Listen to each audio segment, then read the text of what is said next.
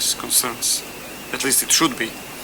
And our task would be to really enable that market competition, to create environment in which good phones, secure phones, or end-user devices would really be sold at the end of the day. And those that are not secure, that are bad, would lose the market competition race.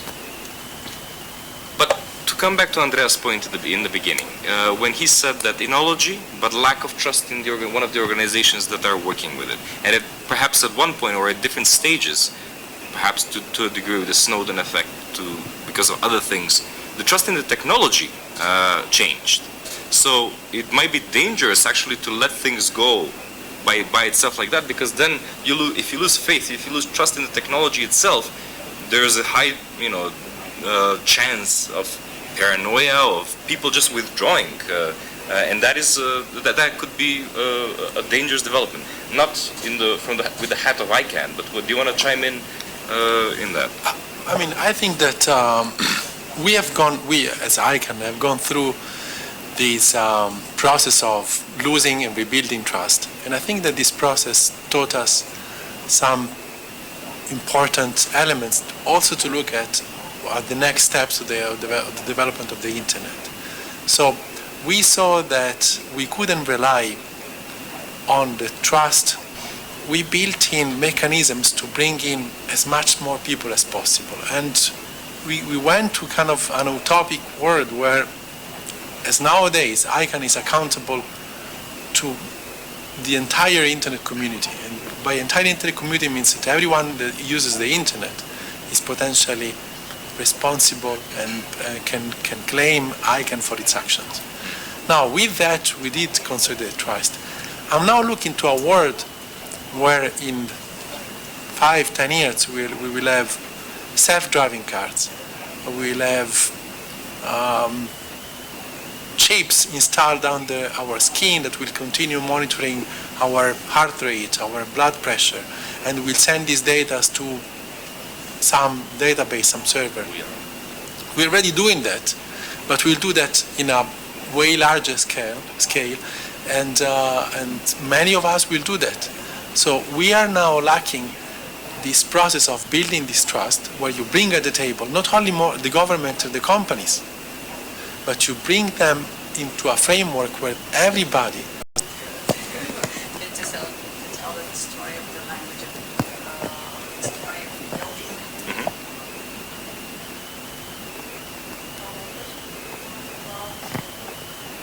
About in which language? So we know the story of building the Tower of Babel. Like everyone was speaking in the same language, and they wanted to build that building and go to the God and know everything whatever God knows. And then, well, this is an interesting and mysterious story. Then God doesn't like that idea, and he created different languages so that people cannot understand each other and cannot become that wise as is God. And thus was created so many languages in the world, and they are anymore understand to each other, and the quarrels, etc., is going on around. And since then we have very many languages in the world, and we are trying to recreate this environment when everyone in population in the world can have the same language, can understand to each other, and can sit around the same table, have the same concerns, and what is more important, to understand and have the same language. Thank you very much. So it is about building trust at the end, because the assumption is if you have different languages and people scattered in different tribes all over the world, they're speaking the different languages, the level of trust between them decreases. So I mean, in this, is the Tower of Babel really, in our discussion, the internet or internet governance? And I think that I think Diplo had, like some time ago, this internet governance structure of a building in construction, where at the bottom, very solid, and as it got up. And then they had a puzzle. So it was kind of a metaphor of a metaphor. And it was interesting. I saw, I'm sorry to jump off, but I saw this great tweet a few days ago about this story about the Soundgarden musician who died, and there was like, first of all, fake news that he died, and then he was said that he really died, and then there was another fake news that's the story that he died was. The tweet was, "This is getting very meta." It was a perfect kind of description. But this is what we're talking about. Like, we're building something, not necessarily internet governance, but the internet, where are we contributing to greater trust, or are we contributing to greater distrust? That means the internet governance mechanisms that we're putting in place, are they contributing to more stability or less stability, more trust or less trust? There was an intervention over there, please. You have the microphone? I wanted to tell the story of Old Babylon, but my colleague already told it. To repeat it. At this point, I think I'll bring in Marcus. Is Marcus online? Because Marcus has been in many of the key conversations since the beginning, since for a very long time in these discussions, since these discussions started getting a shape of their own. He was for 5 years the chair of the Internet Governance Forum, and before that the chair of, executive coordinator of the WIGIG. And in the beginning, while the WISIS World Summit on Information Society was going on, one of the key aspects of misunderstanding was this word governance. When governance was connected to the internet, many in the technical community jumped up and said, no, we don't need any governance of the internet. While political scientists were saying, well, governance is not the same as government, it's a much looser structure. So a definition of internet governance needed to be developed. And once it was, perhaps it was a safety valve. And this definition is that internet governance is the development and application by governments, the private sector, and civil society in their respective roles of shared principles, norms, rules, decision-making procedures, and programs that shape the evolution and use of the internet. So this is the working definition of internet governance that, a lot of energy was spent to come into. Marcus, do you want to jump in and kind of tell us perhaps a bit about the process and whether the internet governance as it has developed over the past, let's say, 15, 20 years, would you say that there is an upward trend in trust or a downward one? Yes, hello, Mark. Can you hear me? Yes. Excellent. I tried to turn the camera on, but I seem not to be able to do that, so you can't have a visual of me, but as long as you can hear me, that's fine. And let me also, just for transparency's sake, make a full disclosure. I'm also a member of the ICANN board, but I'm not speaking in my ICANN capacity here. I'm being invited to speak as a chair of the IGF Support Association. Yes, I listened to this discussion with great interest. It's only a very interesting discussion, has taken interesting turns. Trust is a difficult issue. It's not just related to the internet and the technology, but altogether it's difficult to define what it is. But you're right at the beginning, you also said that, pointed to the fact that the internet really changed the whole game of international cooperation. And I know it's an overused word, but I think it was a paradigm shift which led away from the nation state on which the international system is still built on. I'm not saying the nation state has gone away, quite the opposite. We have seen very much the return of the nation state, but what we are struggling with is that technology that does not recognize any borders, that is global, interoperable, and a system which is built on the respect of national borders and on the sovereignty of the nation state. Now, when the technology developed, there was a consensus that governments did not want to overregulate the technology and step in too much to stop, as it might, they felt at the time, that might have stopped the development of the technology. And indeed, it has been a very fast-moving technology.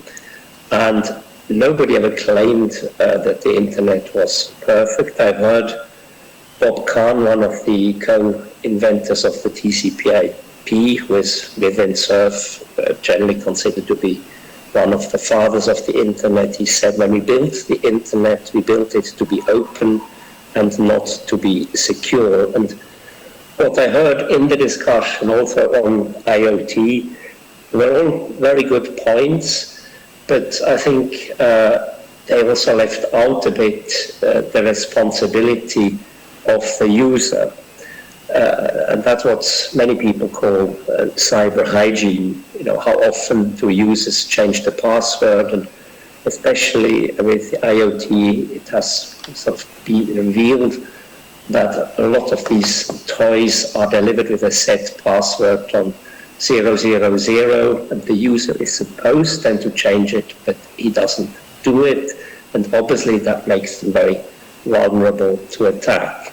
So now your question, has trust increased or decreased? And a lot has been said about the loss of trust related to the disclosures made by Snowden, and I fully agree with everything that has been said. And what also Andrea said, I heard it from technologists, I heard it from, at the time, from the chair of the Internet Engineering Task Force.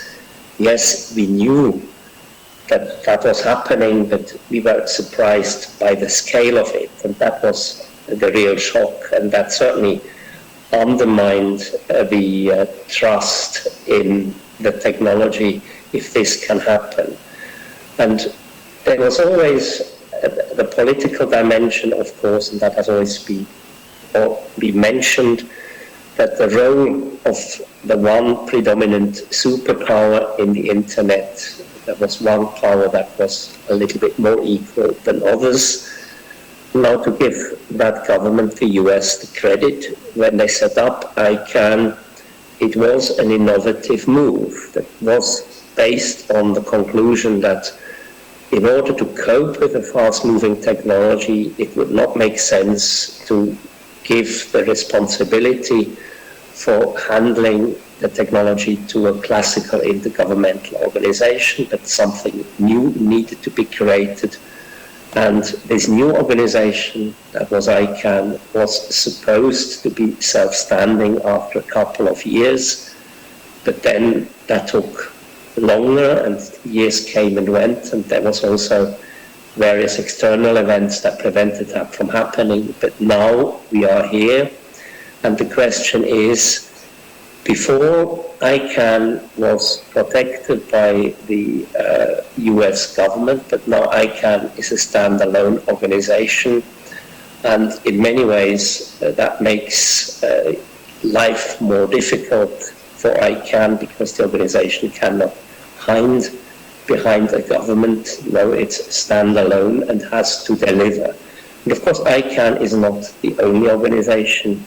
You heard colleague from RIPE CC on the table that numbers is a second big component that makes the internet work, and of course there are also the protocols, and that is the Internet Engineering Task Force. These I would call a trinity of the components, and all these have been developed outside the sphere of governments, and they are run outside the sphere of governments, and that is the big challenge we are facing.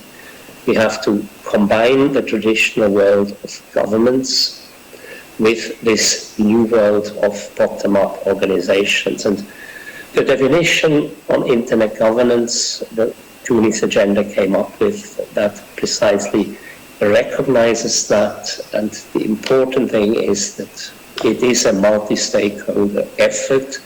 And now, over the past 10 years, I think there is much more confidence that this multi-stakeholder effort actually works and that there is no way back. I heard what Christina said. I mean, that's a representative of the European Commission, clearly says multi-stakeholder way is the only way of dealing with this technology.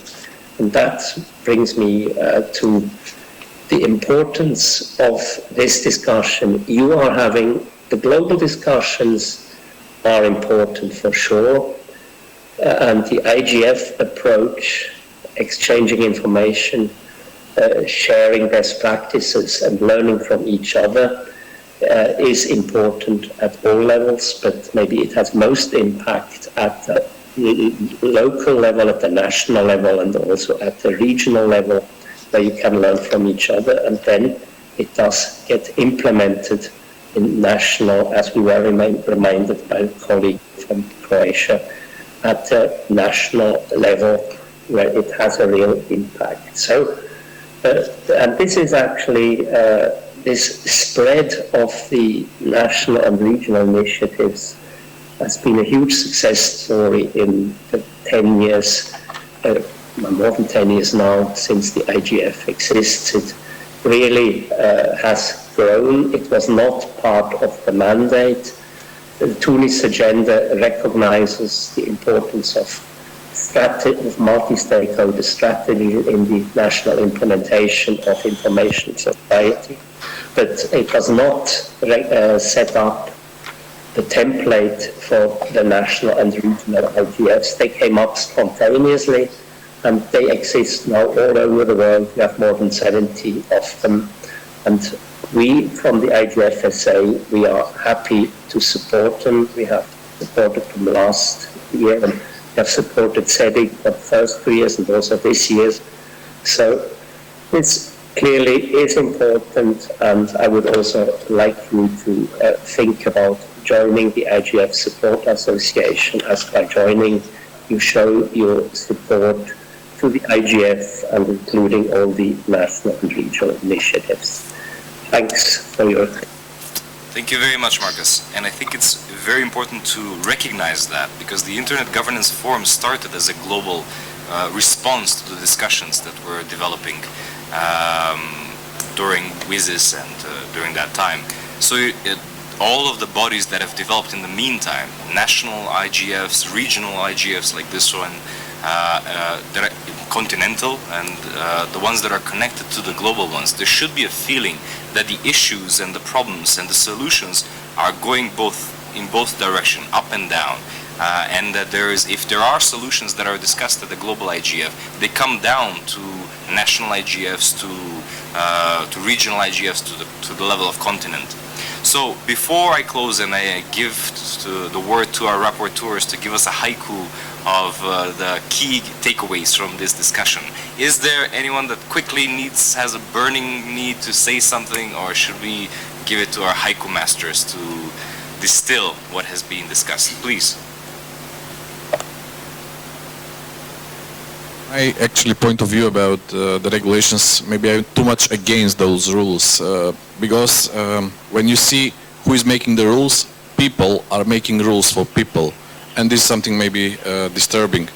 I would give an example on the other side. For example, I was riding from Skopje to Ohrid now, and there was a sign saying you should drive 80, but I was doing 100, and if there was no sign about driving that speed, maybe I would slow down because I don't know what's next.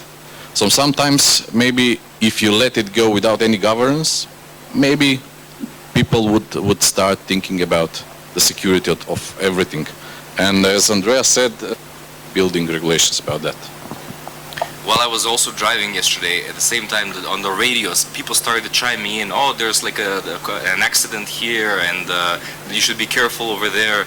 So in this construction of the Tower of Babel that we're discussing, it's interesting to go back to this idea quickly of this concept that was developed by Eric S. Raymond in the 90s, and in an essay called The Cathedral and the Bazaar, as two different ways of thinking of software development, specifically free, open, and free software development, but software development in general. So one idea is of a blueprint where engineers or architects sit down and they create the structure exactly how it would be.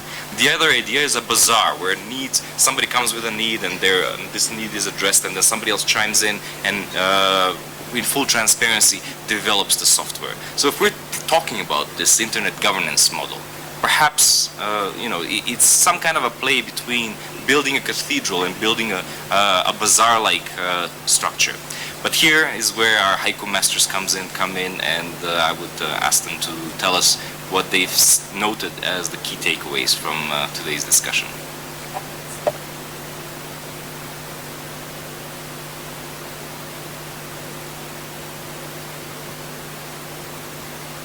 Bullet points for this session, and please feel free to provide your inputs.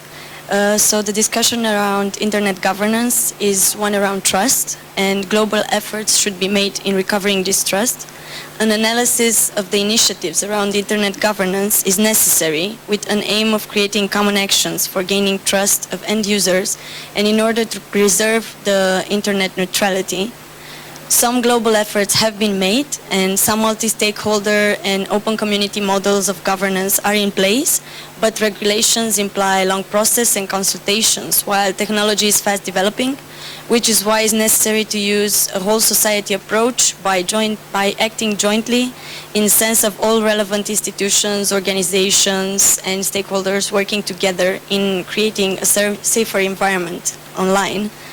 And barriers to the internet governance should be dealt with in order to reflect the value of internet by modernizing rules, legislation, and policies. So this is what we got out of the session. Please thank you very much. That was excellent. And thank you very much for all attending after lunch. This is always a difficult time to have a good conversation, but I think we've had some very nice insights, and I would like to thank my colleagues and panel members into a very good discussion. So,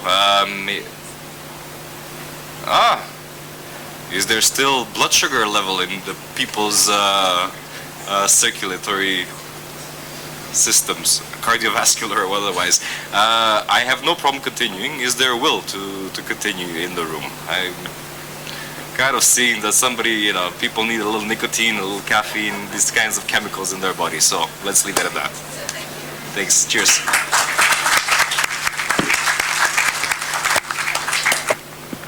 Bye.